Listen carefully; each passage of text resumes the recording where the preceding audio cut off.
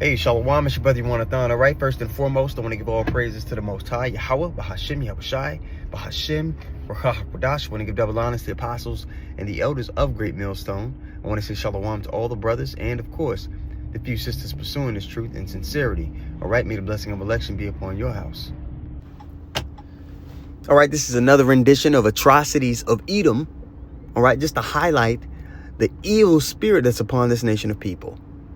All right. This is from thewire.in, and it says rape with bottles, metal rods, and knives. UN expert says Israel's torture on Palestinians is state doctrine, meaning this is promoted amongst these people. Goes on to say in this article here, it says it is defended by politicians, rationalized by legal institutions, sanitized by media narrative, and tolerated by governments, right? Which includes primarily America. And tolerated by governments that continue to arm and shield Israel, said Francesca Albanese, the UN Special Rapporteur on the situation of human rights in the Palestinian territory. This is nothing new.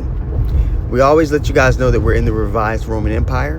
And guess what the Roman soldiers used to do to their victims on the battlefield? So I Googled, here we go. All right, so I Googled, was it a custom for Roman soldiers to rape their victims on the battlefield? Then it goes on to say, it was not formally recognized as a military custom in the modern legal sense. But, here's the but, sexual violence against victims in war was frequent and widely tolerated aspect of Roman warfare and was considered, check this out, because it's the same thing they say today, the same thing the small hats say today. It was considered a right of the victorious. Remember a year ago, that footage came out of the IDF soldiers raping a Palestinian male on camera.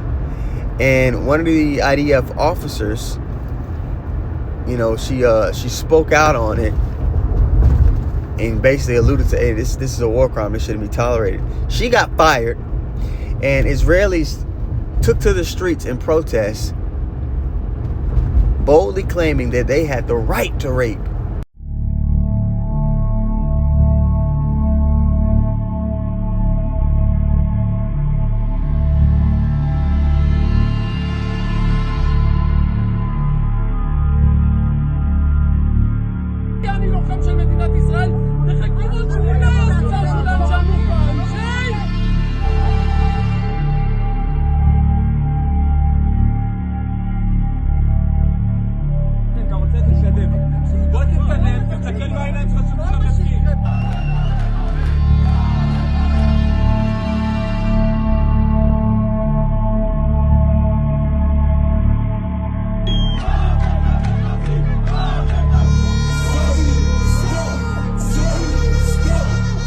בתוכניתנו לוחם כוח 100 מאיר בן שטרית שהתמודד עם הנוח'בות.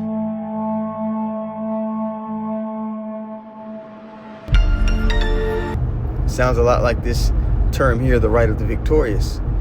These are the wicked people that are in power. The earth needs new management, and it's going to get it. Okay, because this is the sadistic spirit that's running all the corporations, and that's pushing the vibration from on top on all the people. That's why we say, man, hey, a lot of these people that aren't frowning or shunning the spirit that's pushing this society, they're accomplices to the crime. They're complicit to the evil. Hebrews 12:16, it reads, lest there be any fornicator or profane person. Let's look at both of those words here. Look up fornicator. It's pornos. Okay, a man who prostitutes his body to another's lust for hire, a male prostitute, a man who indulges in unlawful sexual intercourse. Is that not what we're talking about? Often the time he'll try to paint people in a negative light through sexual deviance, but he's the ultimate sexual deviant. Then you go to that word profane. It's bebelos. It says accessible, lawful to be trodden, profane, unhallowed, uncommon, public place of men, ungodly. The Lord created him to be the wicked, And that's all he's going to be. If you sitting there thinking to yourself, I know some, some so-called white people that's decent, that's upright. No. And if they are uprighteous and they look like an Edomite, it's because they're not an Edomite. This man is profane to the core.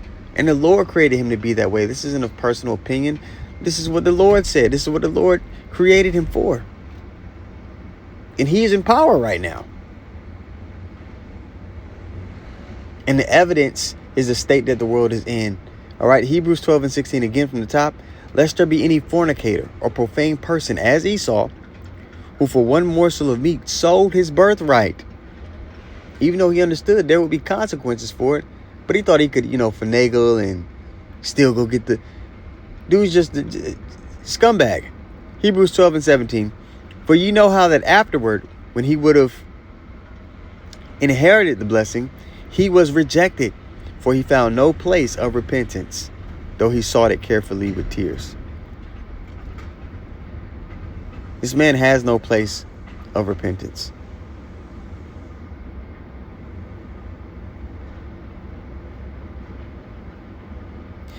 His sins have reached unto heaven, man, and he doesn't have any plans of slowing or stopping. So a great judgment is pending on the nation of Edom. And we're getting to lay eyes to it. Okay? Still got a ways to go. Prophecy, some major prophecies that have to play out in full, but it's happening. The foundation for it all has been laid. And we just have to endure this storm. You understand? Also, I got another clip on a run for you guys, and then we'll pretty much wrap the lesson up. Okay? This is the film you will not see on the BBC or CNN or any other Western media. The Israeli army enters this town just after Christmas. It's emptied of people. They go into the homes of Palestinians, and they're often clearly staying there, and they just smash them up. And they film themselves smashing them up.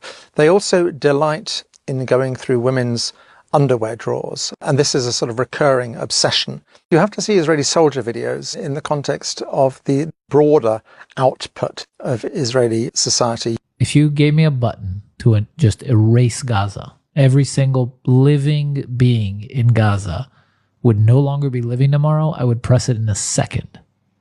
I would press it right now. Give me that button and press it right now. There you go. And I think most Israelis would. We're not looking at some sort of obscure subculture within Israeli society. This is mainstream Israeli society. It's an entire nation out there that is responsible. And we will fight until we break their backbone.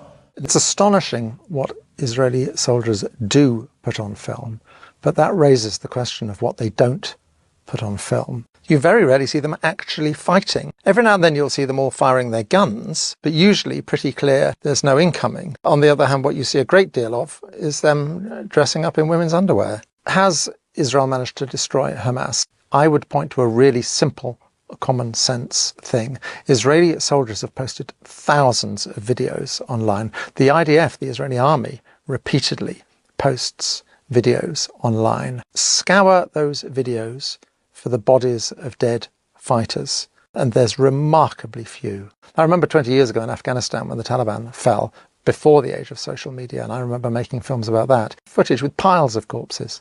It's extraordinary how few dead Hamas fighters we are seeing. Another extraordinary facet of this conflict is the repeated attacks on hospitals. They have assaulted every single one of the 36 hospitals in the Gaza Strip. We have the films of Mohammed al-Halou, a remarkable young journalist who really chronicled the whole story of the Nasser hospital. The Israelis are very keen to drive people taking refuge in the hospital out, to force them further south. They send a messenger into the hospital to order the people there to leave, and they use a detainee. And they've made it quite clear to him, they know who his mother is, where she is, and that she will be killed if he does not return. So he does return. They send him back because the people still aren't leaving. People aren't leaving because they don't trust the Israelis. One of the few people who does leave is his mother. She follows him out with a small group of other people, and he's killed in front of her eyes, having used him as a messenger, as a human shield, effectively.